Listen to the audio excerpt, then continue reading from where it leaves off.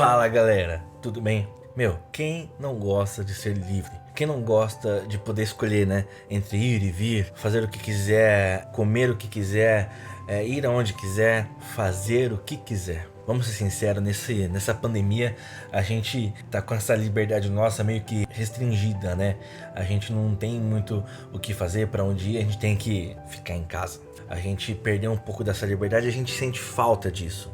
Mas você já parou para pensar em quantas pessoas nunca foram de fato livres? Quantas pessoas morreram escravas? Quantas pessoas morreram sem saber o que era liberdade? Quantas pessoas morreram para que você e eu tivéssemos a liberdade que nós tanto gostamos e queremos sempre ter? A gente vê na história, a escravidão sempre foi muito ruim, sempre causou coisas degradáveis para a humanidade. E a gente vê hoje um mundo em tese sem escravidão, mas muitas pessoas escravas, tanto na escravidão daquele modelo antigo como nós conhecemos, mas uma escravidão um pouco diferente, uma escravidão dos confortos que o mundo dá, uma escravidão de coisas boas aparentemente, mas que tornam a gente viciados nelas. Nós somos escravos dessa matrix em que vivemos, nós somos escravos de tudo que nos cerca, nós somos escravos desse status, nós somos escravos da economia, nós somos escravos de ideologias, de discursos. E aí a gente, quando vê que algo tá diferente, algo tá errado, e a gente não consegue falar contra, porque nós estamos sendo escravos daquilo que nós sempre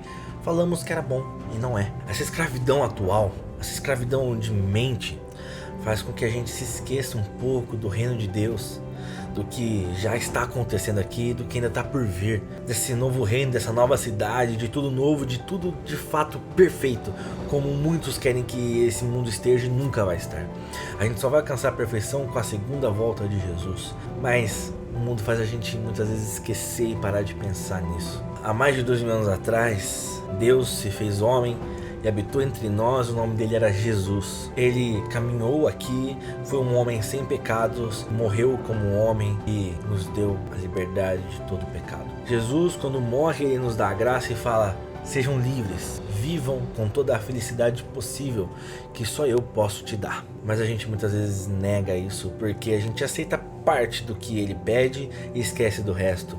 A gente fala: ah, beleza, Jesus morreu por mim, legal, tô salvo, tô livre. Mas a gente se escraviza de novo com as coisas supérfluas que o mundo nos dá. A gente se esquece de deixar 100% da nossa liberdade em Jesus Cristo. Jesus, né, ele até fala pra gente deixar de sermos escravos do mundo para sermos escravos dele. Porque a escravidão dele nos faz novas pessoas, a prisão dele nos faz melhores pessoas, porque quando nós estamos entrelaçados a ele, a gente se comporta como ele.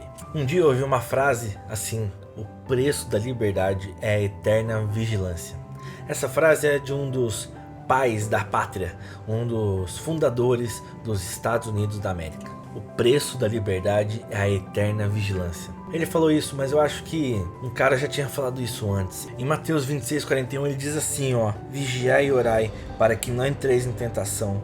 O espírito na verdade está pronto, mas a carne é fraca. Ele está falando para os discípulos no momento de oração, no momento do Getsemane, em que ele leva os discípulos para orar com ele e os caras estão dormindo. E Jesus chega para eles e fala: vigiem e orem, vigiem e orem. O preço de seguir a Cristo, de sermos livres em Cristo, é a vigilância. A gente não pode vacilar, a gente não pode deixar de estarmos atentos a tudo que nos rodeia. Vigilar é isso. Vigilar é a gente se colocar na torre de vigia e sermos os eternos vigilantes da nossa liberdade. E veja, a torre de vigia, ela impõe limites, ela tem muros, ela tem paredes. A nossa liberdade, ela nos restringe a uma eterna vigilância. Mas veja bem, em Cristo, a gente não precisa ficar tomando energético para ficar acordado todo dia, 24 horas, para vigiarmos. A liberdade em Cristo, ela propõe a seguinte negociação: fique atento, mas deixa comigo, que eu vou cuidar de você e vou fazer você trilhar pelo caminho. Mas só se você me entregar 100% da tua vida. Como ele diz em João 14, eu sou o caminho,